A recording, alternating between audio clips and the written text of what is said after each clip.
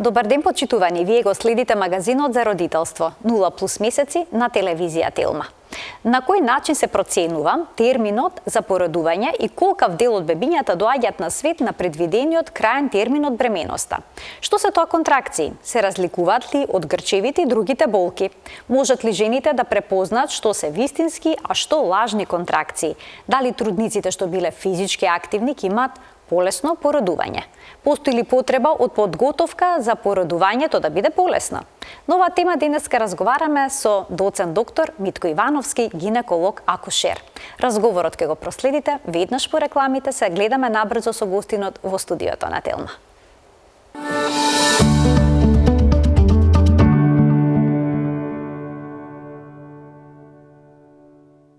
Дали трудницата секогаш може да ги почувствува контракциите? Што е побезбедно, природно породување или царски рез? Идните мајки имаат бројни прашања и дилеми за и околу породувањето. Убава вест е што Роса реализираше проект во кој собра на едно место повеќе експерти од различни области, со цел да им овозможи на родителите да добијат одговори од прва рака, кои ќе им бидат на дофат во секое време. Под името Роса онлайн школа за родителство објавен е првиот серијал видеа, кој може да ги погледнете на веб страницата на Роса или на нивниот YouTube канал. Денешен гостин во магазинот за родителство ни е доцент доктор Митко Ивановски, гинеколог акушер во Аџибадем Систина, со кој што ќе појасниме дали постои начин за жените да се подготват и полесно да се породат. Докторе, добре ни дојдовте во студиото на Телма и добар ден. После подолго време повторно гостин. Навистина ми е драго што се видовме. Што се гледаме во студиото на Телма и што имаме една ваква тема која што верувам дека ќе биде корист на сите трудници и идни родители. Кога жената која што забременила ќе појде кај гинеколог, обично таму добива краен датум за породување. Епа како се пресметува?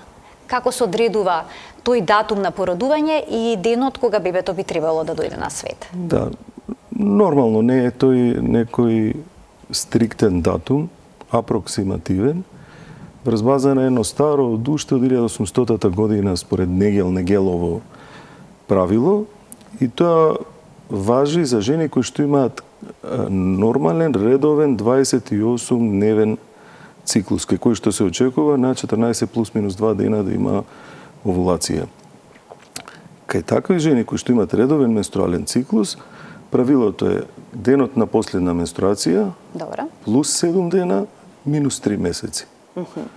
Или плюс 7 дена и плюс 9 месеци, да дојдеме до тие 280 дена или 10 лунарни месеци по докторски, кои што отприлика го заокружуваат очекуваниот термин. Сега има бројни од Соединетите Американски држави, Шведска, Велика Британија и така натаму студии за да го потврдат или негираат ова Негелово правило, кој уште жилаво се држи и според него уште работиме секаде во светот. Па некаде дошло 276, 282, 3, ама тука се врти отприлика очекуваниот датум, плюс минус 7 до 10 дена, во зависност која студија ќе ја читате. Во секој случај праксата е да се раководиме по старото добро Негелово правило. Повторно ќе потенцирам кај жени кои што имаат редовни 28-дневни циклуси. Но не сите имаат таков циклус. Како кај нив се пресметува кои што имаат нередовен менструален циклус, односно нередовни менструални крварења? Тука доаѓа нашата секојдневна налака, ултразвучниот преглед. И тоа колку поскоро жената ќе дојде на преглед, после каснење на менструација со сомнеж за бременност или со позитивен тест, толку по конкретно, по-коректно можеме ретроградно или антеградно да го потврдиме очекуваниот термин за раѓање. Имено се смета ако дојде до 9-та гестацијска недела, со ултразвук имаме дискрепанци во вистинскиот термин од прилика 5 дена, плюс минус 5 дена. Како што се зголемува напреднува бременоста, да речеме дока и 15-16 недела, 10 дена плюс минус може да се погреши тој термин со помош на ултразвук. До 22 се зголемува до 10-12 дена, потоа како што расте плодот, па може да се јават тие рестрикции на феталниот растеж и така натаму, може до 2 до 3 недели да се направи погрешна проценка. Затоа е многу важно во рана фаза жената, посебно тие кои што немаат регуларни циклуси да се јават на гинеколог и врз основа на ултразвучниот преглед, ретроградно или антеградно ќе дојдеме до очекуваниот, апроксимативно очекуваниот датум на раѓање, кој не е Фиксен? Фиксен се разбира. Жените викаат, леле ми дојде терминот, ќе се порадам пред време или неколку дена после тоа. Тоа во праксата не е така. Имаме плюс-минус 10 до 14 дена флексибилен, безбеден период, кој што влегуваат во тој безбеден термин за породување. Докторе, како го пресметувате веројатниот термин за породување кај жените кои што зачнале со инвитро? Добро, правилото е исто ако имаме регуларен процес на стимулација, но бидејќи секојаш тераписките модалитети кои што ги користиме го пролонгираат тој период, тука ја имаме повластицата да знаеме точно кога е вметнат ембрионот. И тогаш на денот од кога се прави ембриотрансфер или враќање на ембрионот во матката, се додаваат плюс 266 дена, значи од 280 минус 14, 266 апроксимативната овулација, но се одземаат деновите во кои што ембрионот во кој ден од развојот лабораториски се враќа. Например, ембрионите ги враќаме најчесто трети, четврти или петти ден.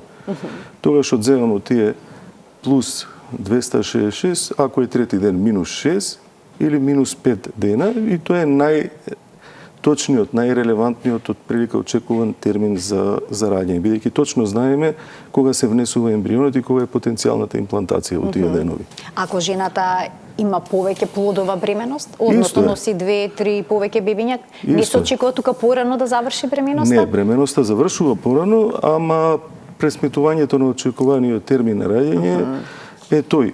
Например, тоа што го зачнавте на почеток, само околу по бројни студии 4-5% од 100 или проценти од жените се пораѓаат точно во очекуваниот одредениот expected date of delivery.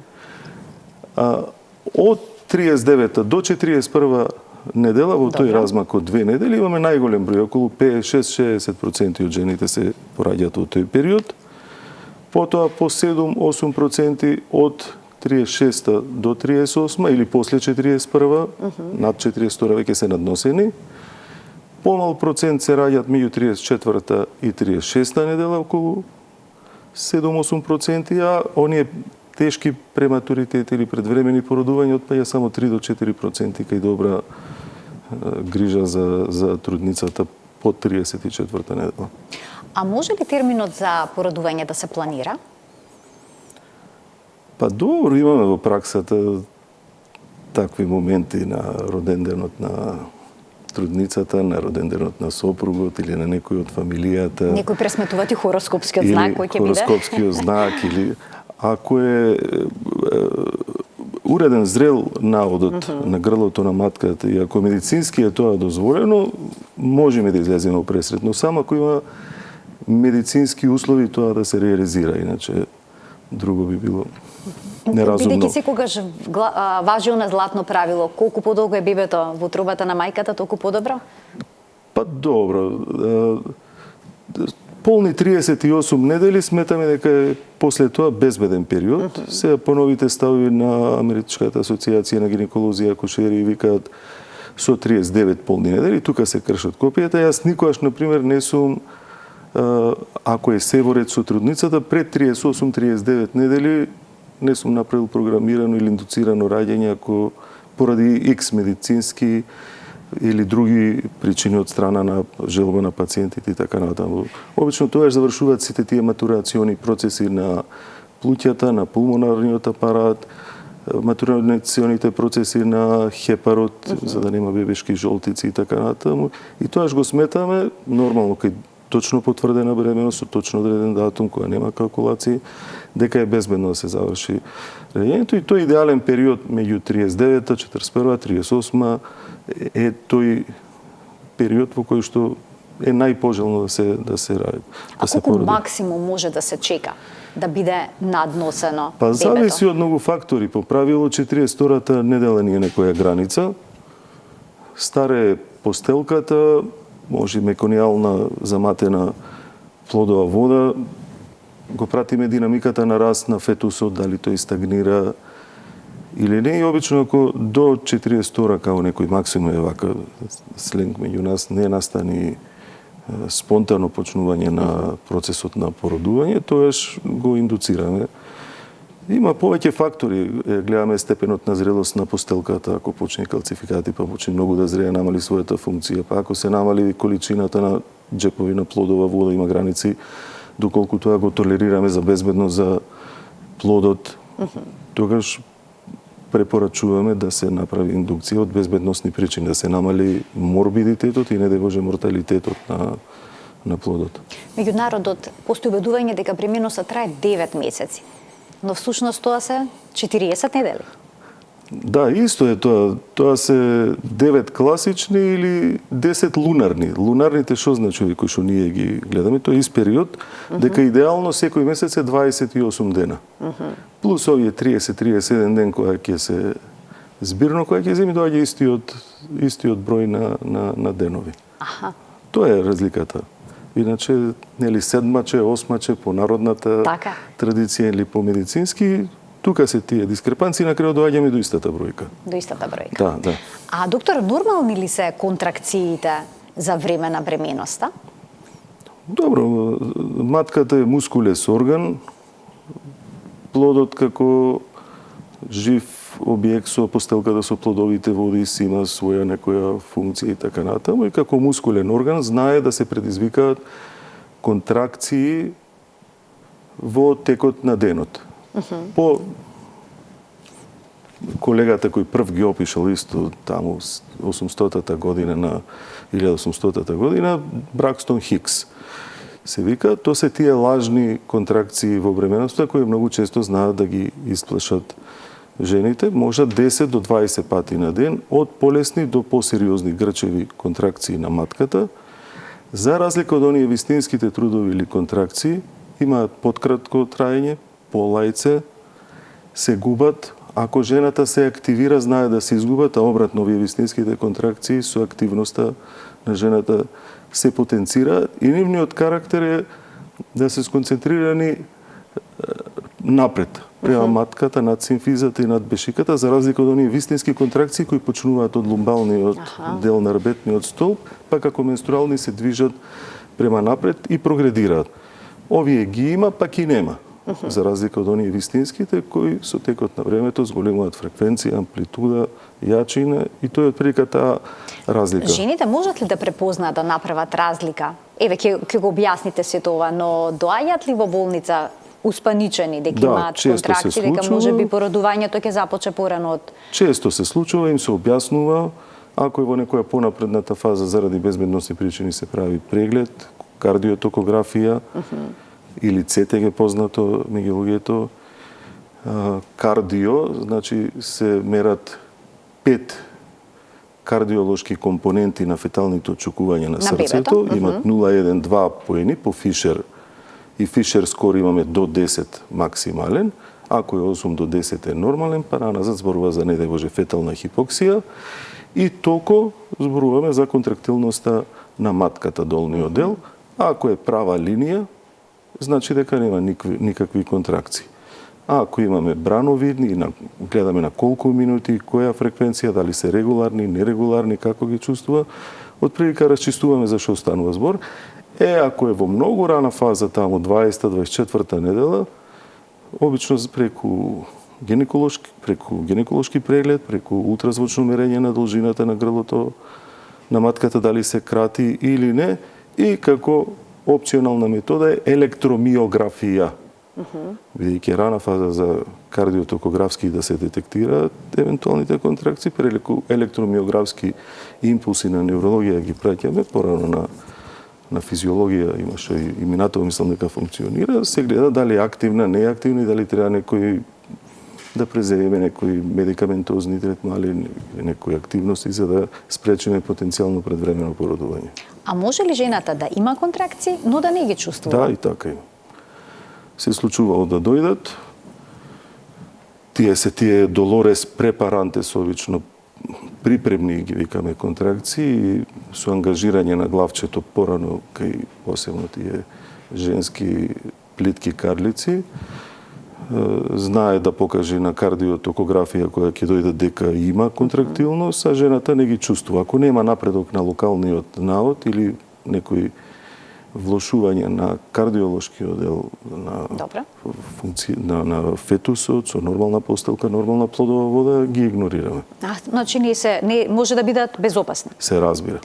А се случува ли жените да сметаат дека имаат контракција, всушност да се работи за некакви стомачни грчеви или пак болки? Може, најчесто бешиката е тука. Подложна е ради исто и за цревата грчевите, ради прогестеронското предсе, вишокот на прогестерон кој што се влачи во текот на бременоста, ги прави помрзливи мазните мускулни влакна на цревата или на башиката. Поради тоа посклони се кон, ако редовно не одат за микција, ако не ги празнат редовно цревата? За можење или за цревата, почести се обстипација, која секундарно може да доведе до грчеви или таложење на бешиката и почести уринарни инфекции. И обично тие кои што знаат да залажат, со обична лабораторија, ако другите параметри се во ред, се расчистува тоа и се решава.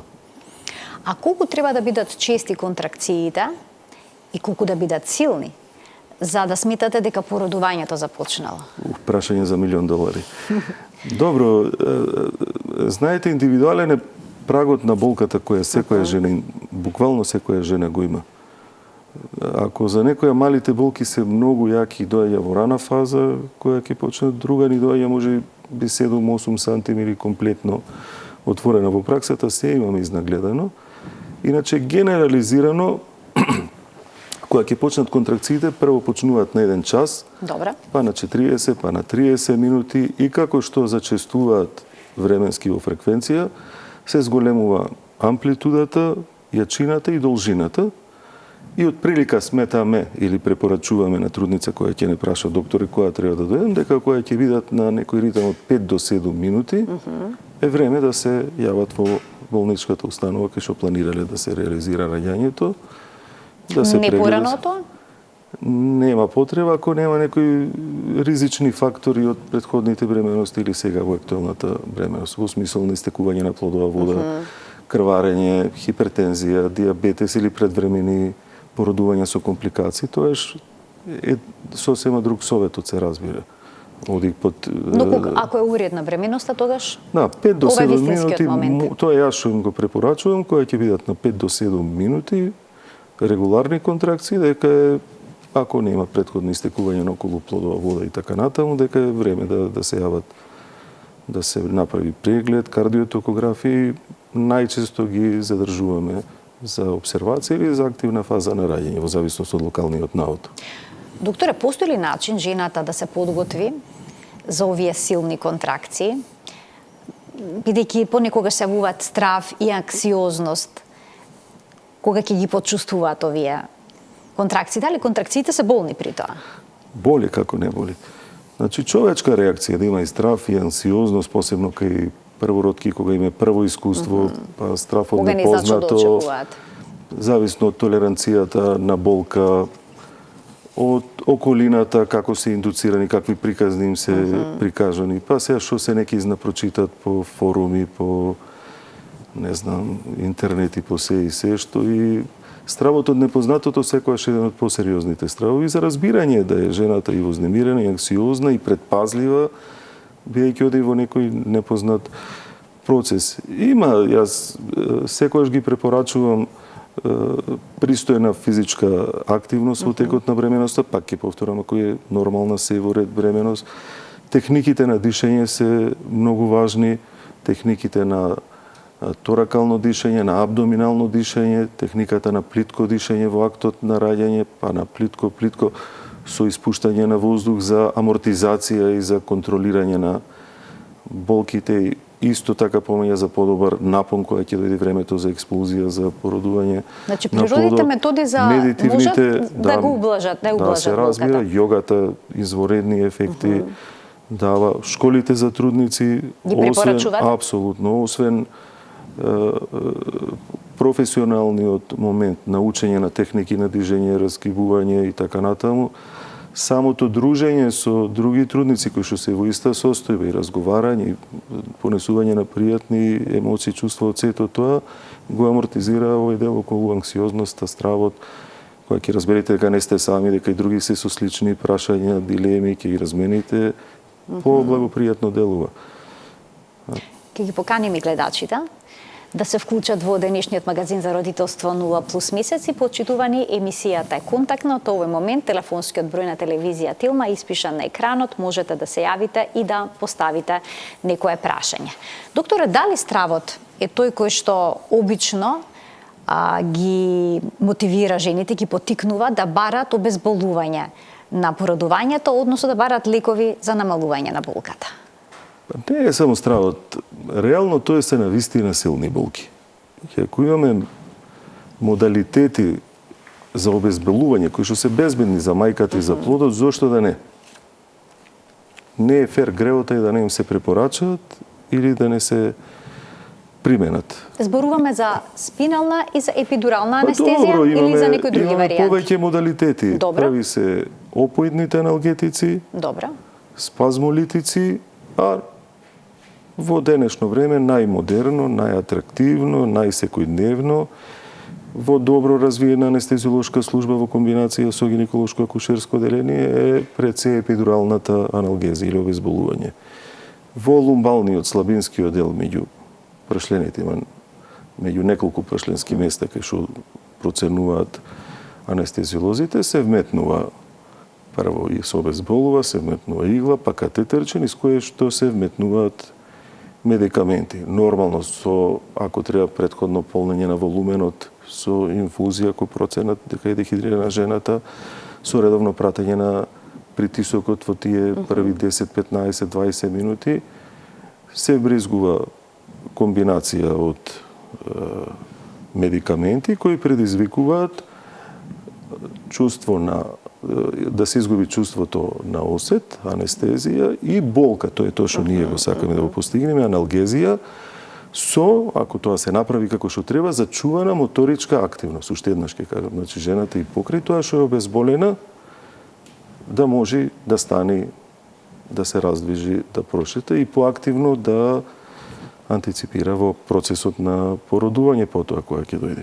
Ајде да проговориме уште малку за предностите, но и ризиците кои што се поврзани со обезболувањето на породувањето. Многу жени се плашат да примат епидурална или спинална анестезија, да немаат потоа проблем со нозете. Мора да се кажат сите и бенефити и потенцијални компликации пред да се примени некоја медицинска методи. Може ли проблеми со кичмата, како што велат понатаму да имаат пролонгирани ретко, има или да немаат сила да дадат напон? Значи да, и едното и другото се случува да имаат пролонгирани болки во тој дел на работниот стол, ретко, но се случува. Се случува да има како рана, компликација, главоболки кои се извесен период или ако се повреди дура обвивката од работниот стол, тие да бидат подолготрајни. Може да има проблеми со хипотонија, атонија на мокрачната бешека, да се врати во подобар тонус, варирање во хипотензија почесто да запаѓа.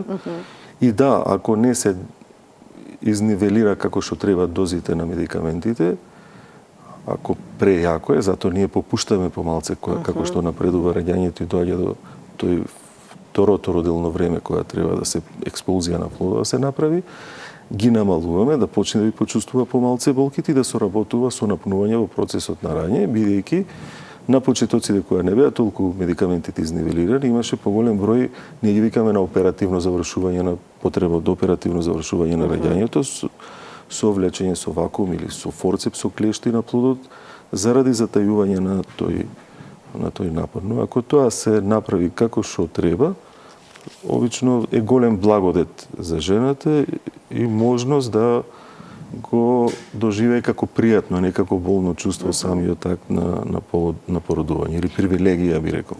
Дали е полесно и за медицинските лица во породилиштето да породат жена која што е обезболена?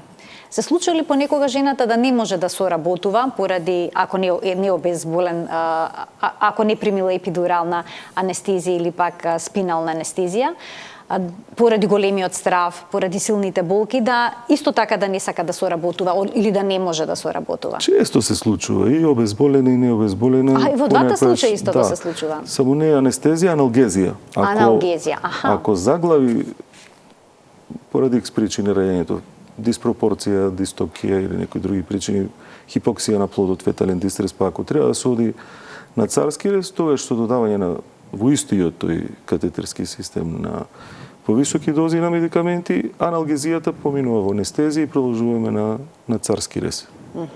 Тоа е привилегијата исто на ова. А спиналната е кога проценуваме дека има пократко време до актот на раѓање. Така.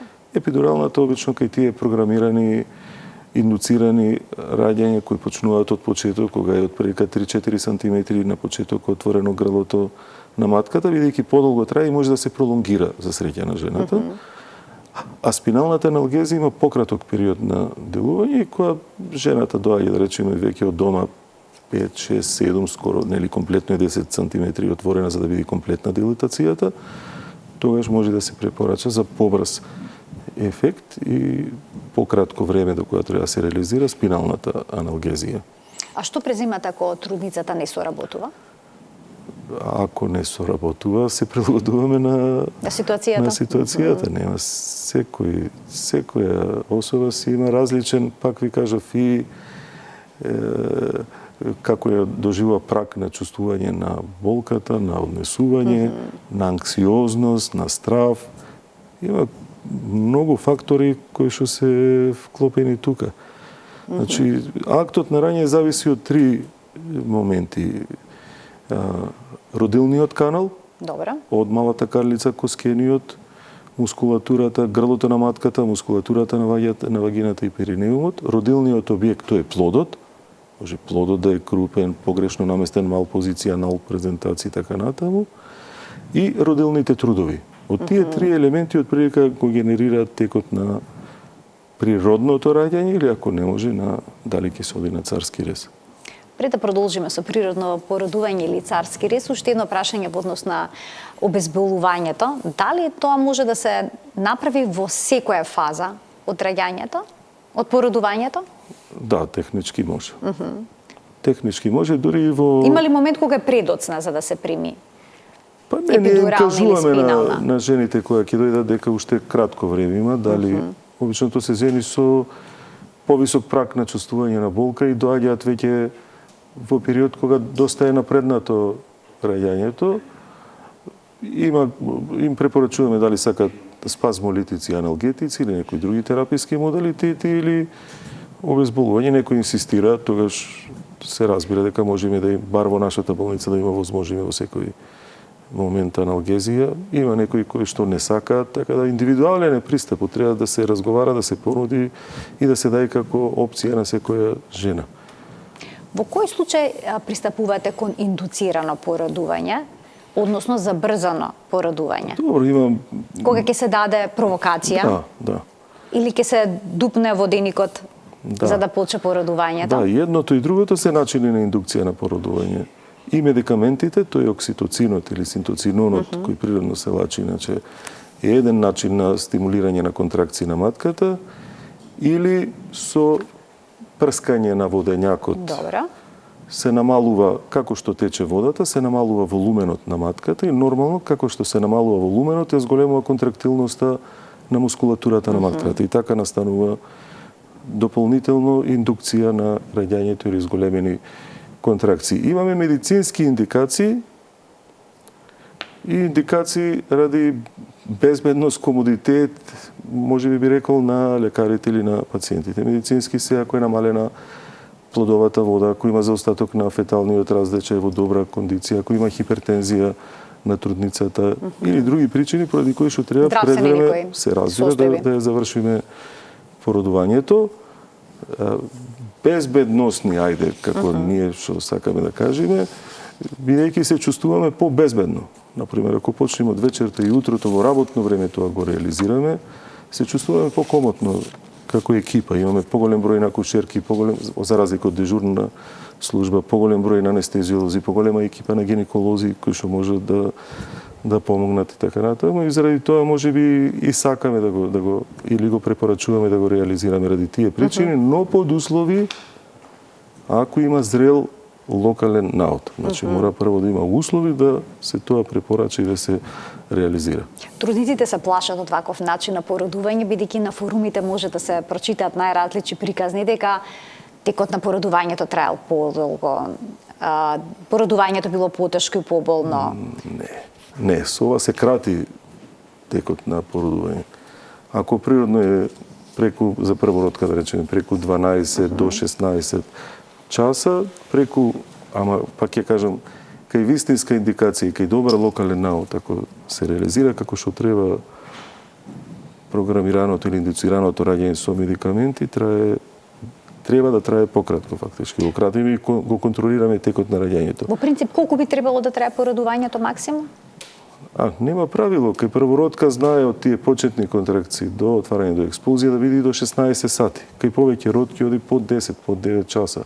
Колку повеќе бременности, толку пократок е периодот до завршување на раѓањето. Сега има дилеми, ајде флексибилното и првиот дел додека комплетно да се отвори маткиното устие. Сега се кршат копијата околу тоа второ родилно време. Добре. Колку време може да трае периодот на експулзија на плодот, колку може да се задржи додека не излезе од родилниот канал и не се породи. Според едни е тоа 1 час, некој вика дека може да е 2 часа ако не се форсира, ако не се напнува жената. Според други трудови 45 минути. Тука мораме да се прилагодиме на актуелната ситуација. Тука се кршат копијата околу тоа дали раѓањето најмногу ќе заврши по природен пат или со царски рез. Или со царски рез. Ако претходно не загавил процесот на отварање и сторади други причини. Доколку бебето е спуштено. Се разбира за така зборува. Во каналот. Тоа прво родилно време ќе се спуштило, се отворил комплетно грлото на матката. Второто родилно време, фактички, ова ние што го викаме породување, е период на ангажирање на главчето во крлицата. Па крлицата не е како цевка, него си има специфични анатомски карактеристики. Во горниот дел има овален, па потоа е коса, па потоа има обратен овален дел. Значи треба тоа да го изоди со ротација плодот, тоа го викаме внатрешна ротација, па потоа имаме експулзија на главчето со екстензија и надворешна ротација која ги прати движењата на внатрешната ротација. Во сите овие делови може да заглави заради икс причини породувањето. Ќе вклучиме гледач. Докторе, пред да продолжиме понатаму со предвидените прашања. Добар ден. Ало, добар ден. Повелете, во програма сте. Вака поздрав до вас и до докторот. Ви Имам едно прашање во врска со дали е возможно природно породување по царски рез. И Така. дали докторот има некои искуства такви. Ви благодарам за вклучувањето во програма и за ово убаво прашање. Докторе, што советувате вие? Бидејќи ставовите се поделени. Не, зависи од повеќе фактори. Колку има период помеѓу царскиот рез и актуелната бременост. Добра. И најмногу од локалниот наод или, како да речем, дебелината на ожилјакот од претходниот царски рез. Ако е над 4 мм, може да се оди на нормално породување. Ако е под 4 мм, можноста од евентуална руптура, дехисценција на резот во актот на раѓање се зголемува и обично безбедносно препорачуваме повторен царски рез. Иначе сме породувале спонтано после царски рез, после еден. Ако е после 2 царски реза, тоаш во секој случај препорачуваме да се оди елективно на 3 царски рез. А колкаво е идеалното временско растојание помеѓу две бременности, доколку првата завршила со царски рез? Да не е помалку од 15 месеци, тоа е мојата препорака. Макар што во праксата имам и случаи реализирани кои што вика дека се многу ризични или невозможни, остануваат уште во првите месеци, па правиме втор царски рез од прилика на некој месец после годината од претходното породување, неколку и такви случаи, за среќа успешно завршати, бидејќи таму е свеж ожилјакот и шансата со растење на матката да настане дехисценција, се разбира, што е сериозна компликација. Уште еден гледач ке вклучиме. Добар ден за него. Ало? Добар ден, во програма сте. Добар ден, голем поздрав од Битола до водителката и прекрасниот доктор. И имам едно прашање. Повелете. Многу ми е табу тема. Јас сум постара особа, роди 2 деца, природно. Така. Ама сега во последно време во младиве слушам барат царски рез. Затоа што жената после пороѓајот не била добра за секс. Значи, настануваат вагинални промени. Така. Благодарам. Добро, дали тоа навистина се случува и дали е тоа причина за да се побера царски рез? Ви благодарам за вклучувањето во програма. Докторе, настануваат ли промени во вагиналниот канал по породувањето? Дали слабе Тоа е мускулниот една зид? сериозна, стара приказни, господјата задре една тема која е навистина сериозна. Апсолутно. Тоа беше, знаете, секој време се носат свои, ќе кажам, и модни трендови. Тоа посебно беше и е уште во латиноамериканските републики, овај држави. Например, во 80-тите години на минатиот век, заради тие причини, зачувување на сексуалноста, на еластицитетот, на вагината, на перименот, зголеменото сексуално задоволство и така натаму, има дури преку 70% царски рез во тие поурбаните средини во Бразил. Сега понајново, заради некои слични причини кои што се доминантни, според последните светски статистики, пак доминира од тој дел. Во Доминиканска република има околу 64 официјални проценти, што е застрашувачки високо. Голем дел на тоа отпаѓа на ова господјата на која што се повика. Влијание на средината, на не знам веќе на TikTok, на Facebook, на се и се што тоа. На разни убедувања и некои работи стануваат тренд, начин на однесување и не можеш да се разувериш после. А докторе, што е побезбедно? Природно породување или породување со царски рез? Кога зборуваме за безбедност? Ако има услови и ако е се окей, секогаш форсирам природно. Дури ако сум двојбен, додека е безбедно, се обидувам додам на природно или пробно раѓање, па ако проложи добро до крај. Ако тоа не успее така? Тогаш одам на царски со веќе обезбедени сала назначено дека може би ќе биде така или така безбедносно. Иначе мене лично кога ме прашате дефинитивно природно. Нема дискусија тука. Сега како изгледа царскиот рез? Дали е сложена операција? Имаме гледач. Пред да преминеме како изгледа целиот тој процес, на царски рез ќе му дадеме предност на гледачот. Добар ден. Добар ден. Повелете. Имам прашање. Ако водењакот на жената пукне во 6 наутро, да речеме. Добро.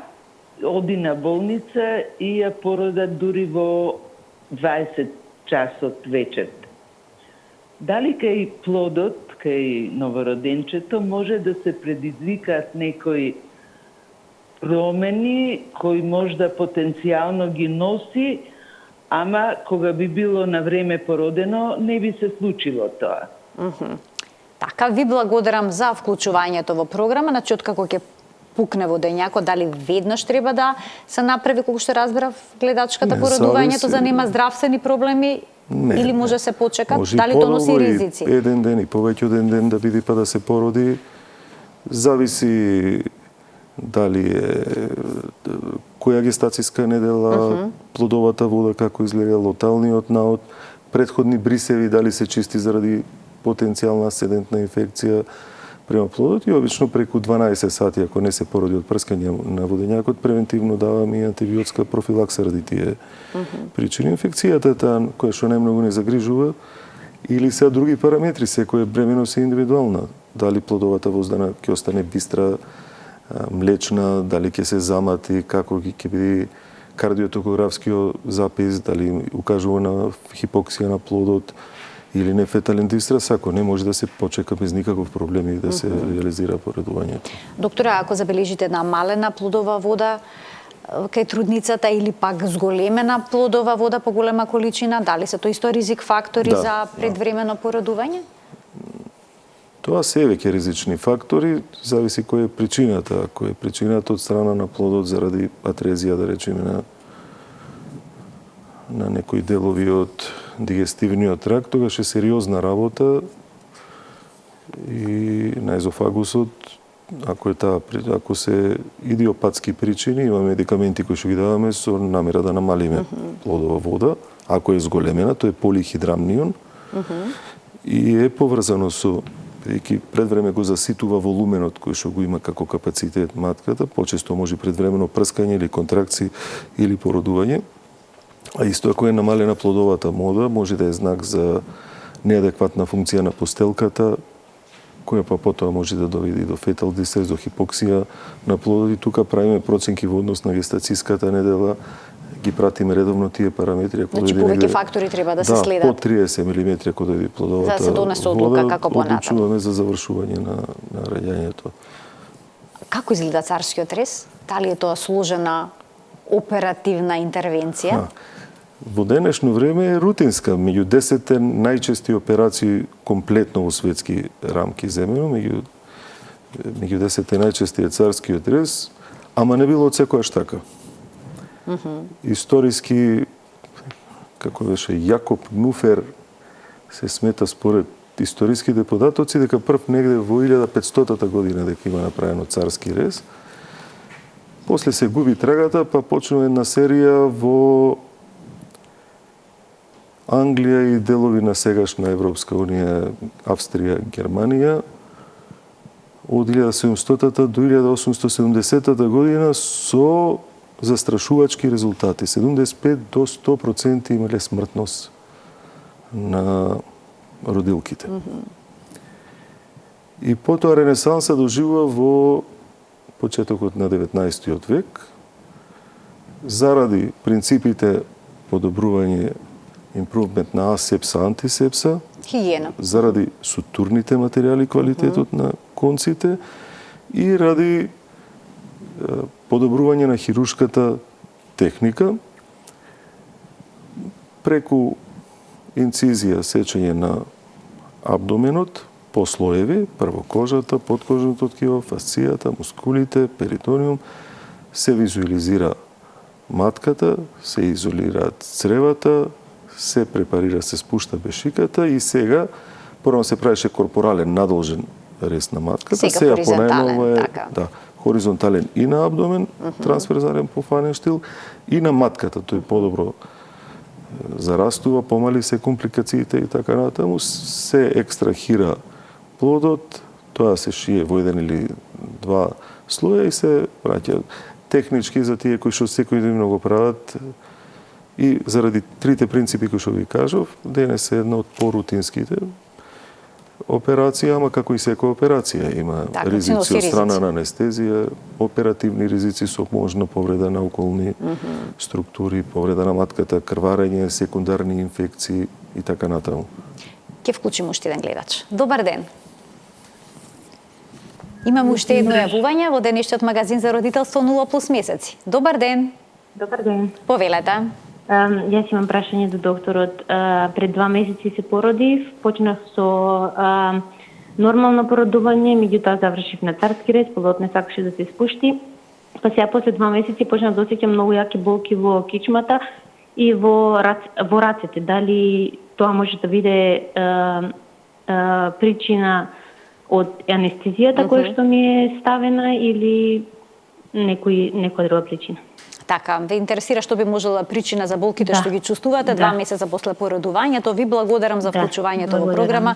Докторе, дали би можеле да дадете некои насоки што понатаму? Објаснувањето на пациентката, ајде тоа од кичмата, ако била спинална анестезија, може да се повикаме дека може да е резултат на тоа, ама ова во рацете е многу далеко од местото каде што се пласира анестезијата. Повеќе може би треба консултација со гинекологот, една крвна слика со електролитен статус и секако примерно една консултација, преглед со ортопед. Може да се работи од вратниот дел на рветниот столб, бидејќи е доста високо за да има болки во рацете. А меѓу другото и постојано бебето сега се крива во раце. Има повеќе причини заради овој совет кој што го давам, така да вреди консултација покрај гинеколошки преглед, една крвна анализа по обемна лабораторија, консултација со ортопед, ја би препорачал на пациентката. Доктор, уште еден гледач ке вклучиме. Добар ден. Добар ден за следниот гледач во денешната емисија. Ало, добар ден. Повелете. Едно кратко прашање. Ако се затрудни година дена после царски рез, Така. кои се ризиците? Ви За благодарам мајката. за И вклучувањето за во бебето. програма. Ние делумно, докторот делумно одговори, но очигледно гледачката подоцна се Го вклучила. одговори, дехесенција Значи, или од попуштање отворање на место на лузната на матката од претходниот царски рез. Најголем, најсериозна или потенцијална компликација е таа. Се може имплантација на постелката на местото на стариот рез со акрета внезување во мускулатурата, па да биде проблематично незината екстракција. Ама тоа е секундарно, значи во овие порани забременување, дехесценција или попуштање или, не дај Боже, руптура на лузната од претходното место на царскиот рез, како што расти матката. Значи, матката е чудо на природата. Од 50 грамски орган расте преку 35 сантиметри и преку 1 килограм и 100-200 грама со финиширање на бременоста. Значи се растегнува мускулатурата, расте. Во тој период тоа свежо ожено ткиво може да се отвори. Колку често советувате контроли во ваков случај, доколку трудницата одлучи да забремени или забременила Обично им кажуваме кога треба, ама ненамерно се случува. Тој ви кажа во праксата, имам случај кога сме и ја успешно истерале до крај. да, завршила бременоста. Така. Некои се плашат, сакат да абортираат, треба да им се укажат сите потенцијални ризици и бенефити за да ја донесат парот или пациентката одлуката како ќе се тера бременоста. Доктори, кои што се породуваат со царски рез треба да бидат свесни дека и тука постои болка, особено во постоперативниот период. Обично тоа не го очекуваат. Па не го очекуваат, ама како ви кажам, да не ме боли дури се пораѓаат.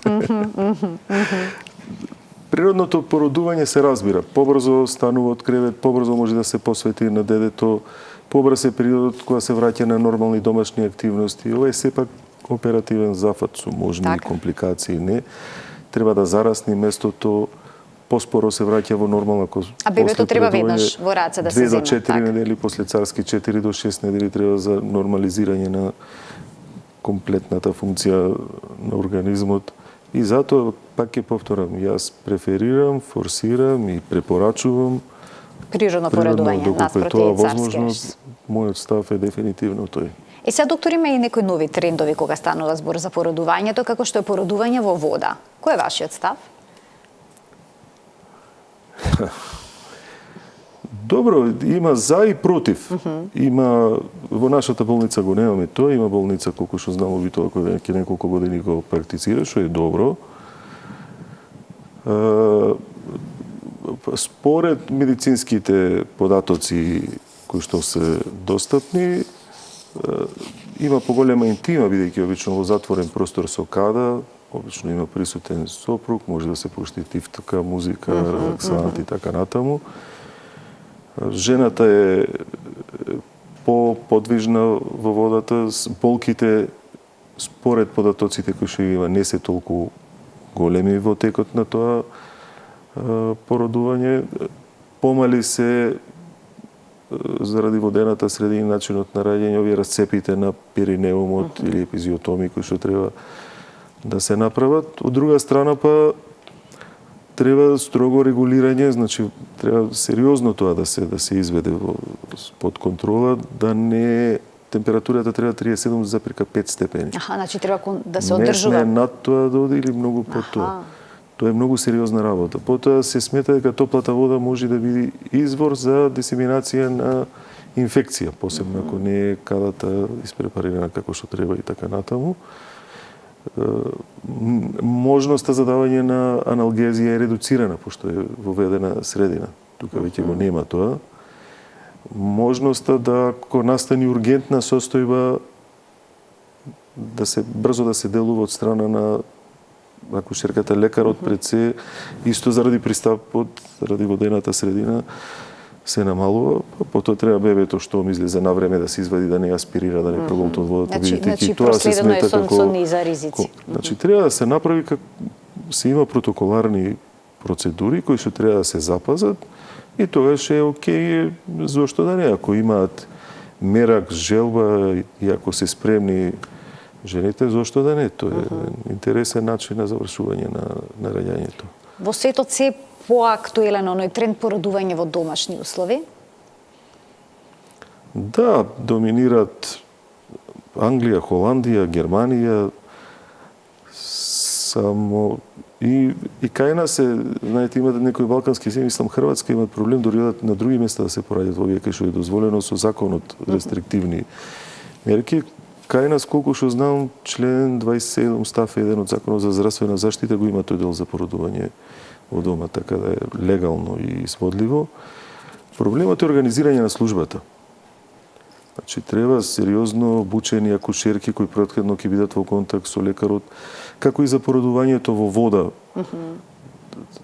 Станува збор за нормални бременности, без компликации, овие за када со претходни брисеви, без хипертензија, без некои други очекувани компликации. Исто и за породувањето во дома треба да е нормална бременност од кои не се очекуваат некои ризични моменти или компликации во актот на раѓање. Потоа треба многу спремни акушерки, потоа треба да има служба која ако нешто се искомплицира веднаш ќе може или претходен договор да има со болничка или установа каде што може да се згрижи адекватно жената, така да е поврзано и со логистика и со многу организаторски проблеми. Па акушерката мора да е спремна, па треба да има боци со кислород ако треба брзо да реагира на плодот од кој ќе се породи.